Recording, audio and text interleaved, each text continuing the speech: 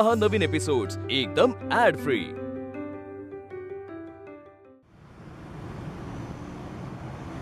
बाबा आले हा, डोकं चेपून देते, थांबा। नको ग, त्रास होत असेल ना तुम्हाला? नाही ग, हिनं वर येऊन खूप काही सांगितलेलं दिसतंय। नाही हो, जे आहे तेच सांगितलं मी। पण तुम्हाला माहितीये ना, कुणाला काही होत असेल तर किती काळजी वाटते तिला। हे घ्या, पाणी घ्या आणि हे जिरं। मला काय वाटतं, ऍसिडिटी झाली असेल, खा, बरं वाटेल तुम्हाला।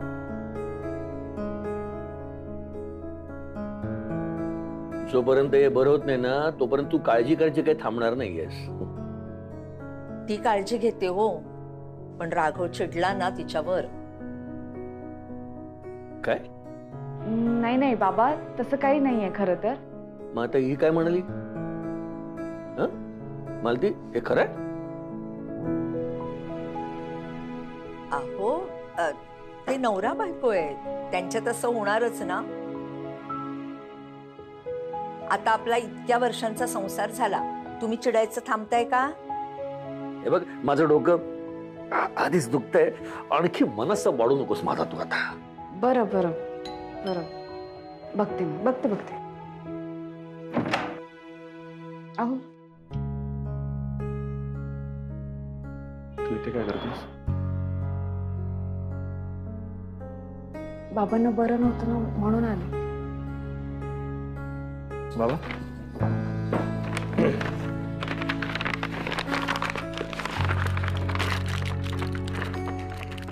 ठीक आहे।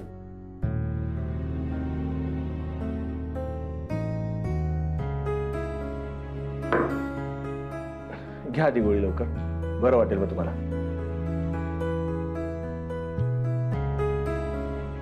बाबा, तुमच्याकडे माझा नंबर आहे ना? हो, तुम्हाला काहीही लागेल, औषध किंवा काहीही, मला फोन करायचा, आणि कधीही फोन केला तरी चालेल। जावई आहे मी तुमचा, तुम्ही माझी जबाबदारी आहात। इतर कोणी जबाबदारी घेतल्याचं दाखवत जरी असलं तरी सुद्धा सांभाळायचं तर मलाच आहे ना। राघव, अरे हे काय बोलतोयस तू? तुम्ही आनंदीला सांगितलं, पण माझ्यापर्यंत तिने काहीच पोहोचवलं नाहीये। अरे विसरली असेल ती, कामं कमी असतात का तिला? तरी सुद्धा आम्हाला आनंदीची सवय झाली आहे। काय म्हणती? अरे दर गुरुवारी ती आम्हाला दळण आणून देते। मला पालेभाज्या अतिशय आवडतात, पण हिला अजिबात आवडत नाहीत, म्हणून आमच्या घरात पालेभाजी बनवण्याचा मुहूर्तच सापडत नाहीये। मग जेव्हा कधी तुमच्या घरी आठवड्यातून एकदा पालेभाजी बनते, तेव्हा एक वाटी ती मला आठवणीनं आणून देते। अरे हिच्या पायाला लावायला कापरचं तेल बनवलंय तिनं, आणि एवढं करते ना ही पोरगी की पोटची पोरगी सुद्धा करणार नाही। आणि मग अशात एखादी गोष्ट राहून गेली कधीतरी, तर त्यात एवढं चिडण्यासारखं काय आहे? अरे तिचं कौतुक करायचं सोडून तू चिडचिड कशाला करतोयस?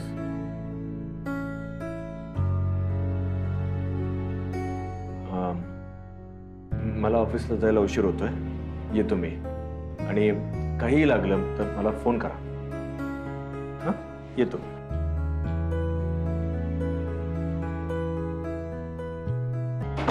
काय ग, हा एवढा का चिडलाय? अहो, मी वर गेले होते तेव्हा हे असंच चाललं होतं। आलेच मी।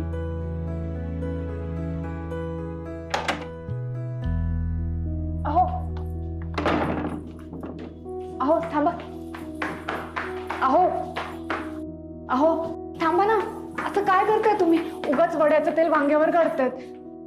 म्हणजे रमाताई आपल्या लग्नापासून मला दिसतात, हे मी तुम्हाला सांगितलं नाही म्हणून चिडलायत ना तुम्ही? पण आई बाबांसमोर चिडायची काय गरज होती तुम्हाला? हे बघा, आता कुठे सगळं नीट झालंय त्यांचं, लोकांमध्ये मिसळायला लागलेत, कार्यक्रमात सहभागी व्हायला लागलेत ते। असं बोलून त्यांना काळजीत टाकणं बरोबर नाहीये। आणि सगळ्यात महत्वाची गोष्ट म्हणजे तुमचं आणि बाबांचं नातं चांगलं झालंय आता. असं आपण काही बोललो त्यांच्यासमोर वागलो ना, नाही म्हणजे या सगळ्यांमुळे तुमच्या दोघांमध्ये वाद व्हायला नको. माहिती आहे मला, माझं आणि बाबांचं नातं आता खूप चांगलं झालेलं आहे. ते तुझ्यामुळे झालेलं आहे, माहिती आहे, मान्य करतो ना मी. पण त्यासाठी काय काय करायला पाहिजे हे सगळं तू रमाकडूनच जाणून घेतलं असेल. जेव्हा की रमा या जगात आहे ही गोष्ट तू माझ्यापासून लपवत होतीस. ही गोष्ट मी कधीच विसरू शकत नाही आनंदी. हो, तू चिंगीसाठी खूप काही करत आलीस, मान्य आहे. रमाच्या आईबाबांना रमाच्या दुःखातून तू बाहेर काढलंस, त्यांना घरातून बाहेर काढून नव्या उमेदीने जगण्याचा मार्ग दाखवलास, मान्य आहे. वर्षा, तिला तिच्या नवऱ्यापासून तू सोडून आणलंस, हे पण मान्य आहे. पण तू माझ्याशी खोटं वागलीस, माझ्याशी खोटं बोललीस, आणि तुझं हे एक खोटं बोलणं त्यामुळे तूच तुझ्या सगळ्या चांगल्या कर्मांवर पाणी सोडलंस. अहो थांबा ना, असं काय करताय तुम्ही? नका ना चिडू माझ्यावर. हे बघा, आतापर्यंत आपल्यात जे काही गैरसमज होते ते बोलूनच दूर केलेत ना. मग हा गैरसमज पण दूर करूयात ना आपण. मला एकतरी संधी द्या. गैरसमज आत्ता नाही आनंदी, गैरसमज मला झाला होता. तू माझ्या रमाला मान देतेस हा गैरसमज होता माझा. या घरातलं रमाचं अस्तित्व तू कधीच मिटू देणार नाहीस असं तुझं म्हणणं हा मोठा गैरसमज होता माझा. माझ्या आयुष्यातली माझ्या रमाची जागा तू कधीच पुसू देणार नाहीस हे तुझं म्हणणं हा मोठा गैरसमज होता. जे आता सगळे गैरसमज आता पूर्णतः दूर झालेले आहेत. सत्य काय ते समोर आलेलं आहे. ठीक आहे, पण एकदा बोलूयात. तू आता अजिबात बोलू नकोस. मला तुझा आवाज सुद्धा ऐकला की त्रास होतो. मला ऑफिसला जायला उशीर होतोय. निदान तिथे तरी मला शांती मिळेल. ऐकतो नाही.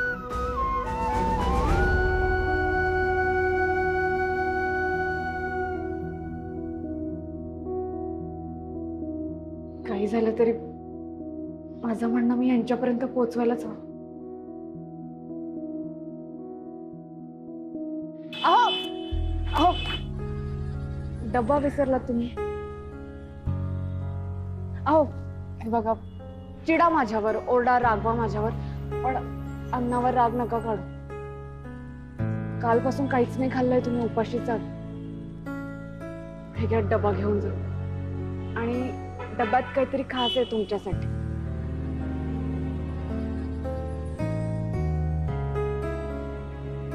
नाही आत्ता नाही, आत्ता नका उघडून बघू.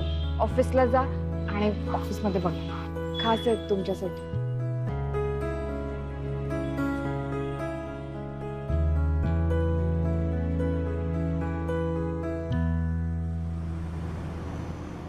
आज सॉलिड भूक लागली. जास्त. तू काय आणलंस डब्यात? अरे काय नाही रे, हे रोजच बटाट्याची भाजी आणि पोळी. आणि राघव तू? अजून उघडला नाहीये मी. अरे तसं तर त्याला डबा उघडायची गरज वाटली नसणार. का? अरे त्याची बायको जे करते ते एकच नंबर असतं. तशी बायको तुझी सुगरण आहे राघव. हो ना, नाहीतर आम्हाला बायकोला विचारावं लागतं, काय आज डब्यात काय आहे की नाही.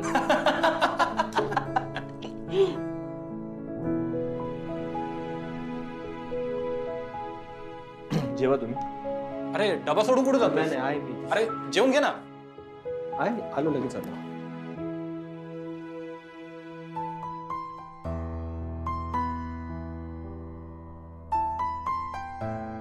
नाही बोलत ना तुम्ही माझ्याशी?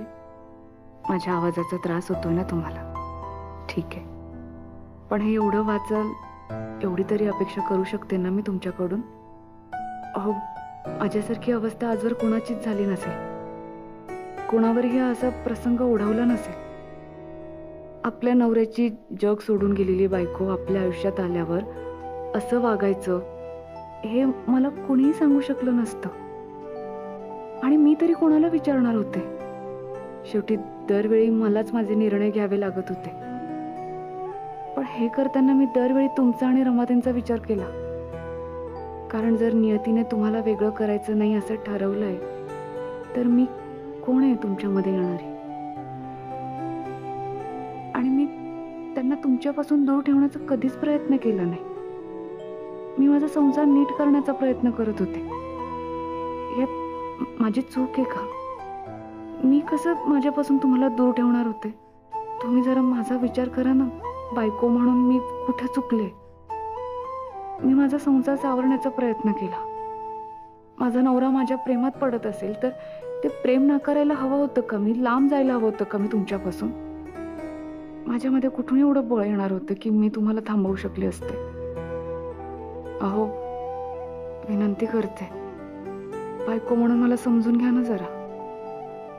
नाही, मला कळतंय तुमच्या मते माझ्याकडून खूप मोठी चूक झाली आहे. त्यासाठी तुम्ही द्याल ती शिक्षा भोगायला तयार आहे मी. अहो, पण माझ्याशी असं नका ना वागू तुम्ही. मला पुन्हा अंतर नका देऊ तुम्ही. मला ना खूप त्रास होतो जेव्हा तुम्ही माझ्यापासून लांब जाता. मला आयुष्यभर तुमच्यासोबत राहायचंय, तुमच्यासाठी जगायचंय.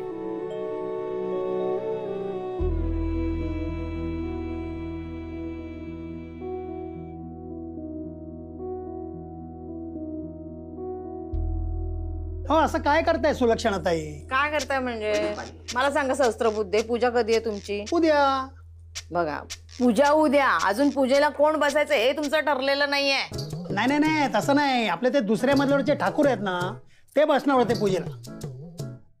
पण त्यांच्याकडे कोणतरी आजारी आहे, त्यामुळे त्यांना अचानक गावाला जावं लागेल. ठीक आहे ना, त्यांचा आजारी, पण मग ठरवायला नको का? हा, दुसरं कोणतरी ठरवायला पाहिजे की नाही? हा, का चौथ्यांदाही तुम्हालाच बसायचंय पूजेला? तुम्ही काय, मी पूजेला किती वेळा बसतो ते मोजताय काय? सांगता नाही तुमचं सगळं पुण्य माझ्याच पदरात पडलं म्हणजे असं वाटतं तुम्हाला सारखं सारखं. अहो, तसं नाही हो. मी फक्त पूजेचं आमंत्रण देण्यासाठी आलो होतो. ते दिलं. आता आम्ही ठरवू कोण बसेल ते. कसं काय ठरवणार तुम्ही? सोसायटीची सिनियर मेंबर या नात्याने मी पण ठरवू शकते. माझ्या मुलाचं यंदा लग्न झालेलं आहे. माझा मुलगा आणि माझी सून बसेल पूजेला. आई, म्हणजे वहिनी बसणार असेल तर आमची काय हरकत आहे? तिची पूजेला बसायला काय हरकत असणार आहे? तुम्ही लागा, तयारीला लागा. चला. ठीक आहे. हा, ते भटजीचं सांगितलंय ना, ते मागच्या पूजेचे पैसे राहिले द्यायचे. ते आता सांगायचं का? चला चला. ठेवला असता चहा मी, पण तुम्ही घाईतात ना फार. नाही, नंतर नंतर काय. चला. या या या. ते ग्लास आमचा. अरे हा, चहा आणला तर. भटजीचं कोणी सांगितलं पहिला काय? ते वर्गणीचं बोललो असतो ना आपण. आनंदी, ऐक, मी काय सांगते ते आवरून घेते ना आधी. नाही, ते नंतर आवरशील का तू? महत्वाचं ऐक, ऐक माझं. राघवचा राग गेला का? कशामुळे रागवलाय, काय झालं त्याला ते बघ बाई, कारण शोध आणि त्याला शांत कर. आता उगाच उद्या पूजेमध्ये काहीतरी वाद व्हायचा, तसं नको व्हायला. हे बघ, मोठं पुण्य लागतं पूजेला बसायला. ते पुण्य तुझ्या पदरात पडतंय, ते घे. उगाच गरोदर राहिली तर परत तुला पूजेला बसता येणार नाही ना राजा. आलात तुम्ही? आपण बाहेर चाललो जेवायला, तयारी कर. असं अचानक? हो. अहो, काय झालं? आई, आई, ये. काय काय झालं? कसला विचार करतेस? आई, हे असं अचानक का म्हणाले असेल बाहेर जायचं? म्हणजे माझी आई म्हणाला ना तो चल म्हणून, तर छान तयार हो, जा ना. का कशाला पण परंतु विचारून कशाला त्याचं डोकं भंडावून सोडतेस? त्याला बोलायचं असेल तुझ्याशी, घराबाहेर जाऊन बोलायचं असेल, भांडण मिटवायचं असेल, तू कशाला भांडण वाढवतेस? हा, छान तयार हो, जा जा जा सुन, जा.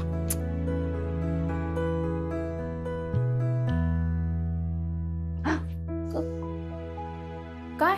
हा, कसला विचार करतेस?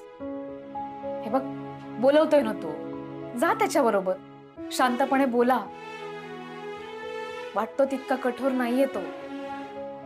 तू समजावून सांग त्याला, तो समजून घेईल, पटेल त्याला तुझं म्हणणं. हा, बहुतेक चिठ्ठी वाचून यांचा राग गेला असावा. या. आई, काय आता, कशाला थांबलीस? जा ना बाई, तयार हो ना. हा हो. छान तयार हो हा. आणि तयार व्हायच्या आधी माझ्यासाठी थोडा चहा टाक ग. कसा सुकला माझा, तुमचा विचार करून करून थकला ग जीव माझा. ए असं काय? अशी जा हसऱ्या चेहऱ्याने जा, आवर.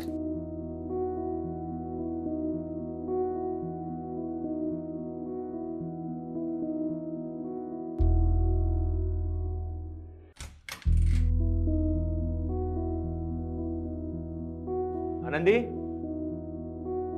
आनंदी झालाय का तुझा? आले.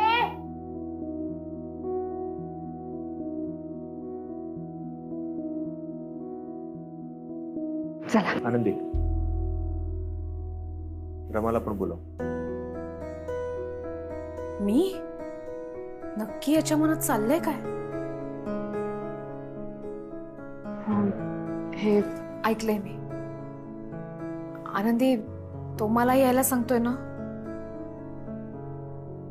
ठीक आहे, आपण दोघी जणी मिळून त्याची समजूत काढूया. चल. येते का? येत आहेत.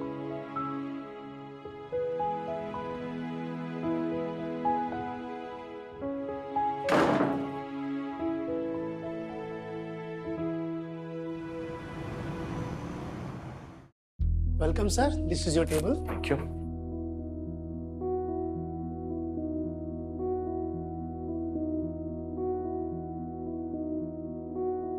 रमा, बस इथे.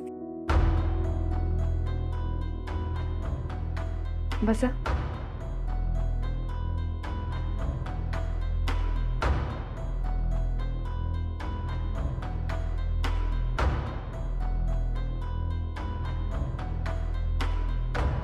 रमा, बसल्यात त्या.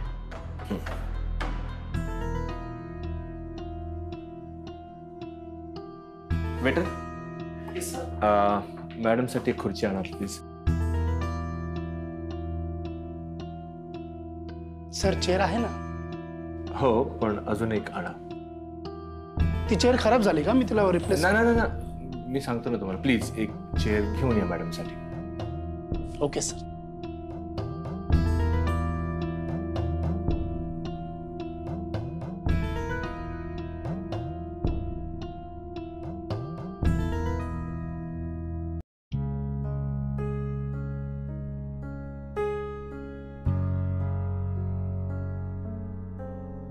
Ma'am, chair. Anything else sir? एक प्लेट आणा प्लीज. येस.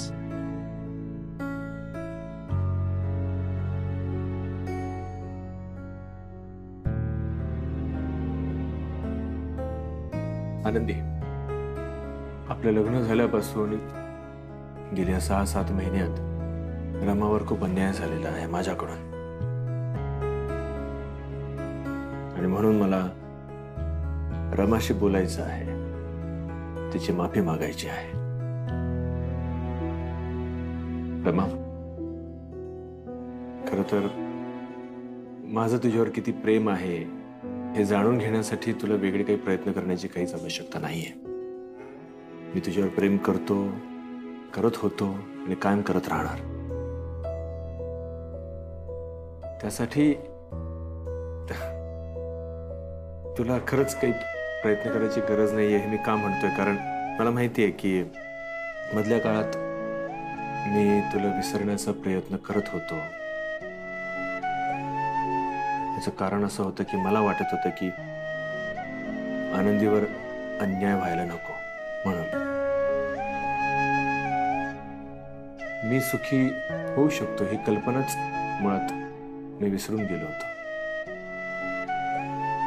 आणि तसंही मी तुझ्या प्रेमात इतकं अडकून गेल्या कारणाने आपल्या घरातल्याच लोकांना माझं हे वागणं त्रासदायक ठरत होतं. आणि म्हणून मी भूतकाळ म्हणून माझ्या रमाला मी विसरण्याचा प्रयत्न करत होतो. पण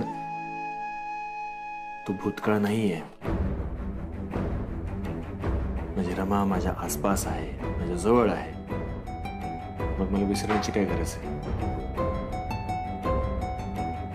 तू माझ्या सोबत आहेस. आणि तुला सांगतो, मी तुझ्यावर जितकं प्रेम करतो तितकं आजवर मी कधीच कोणावरही केलेलं नाहीये, अगदी कोणीही नाही.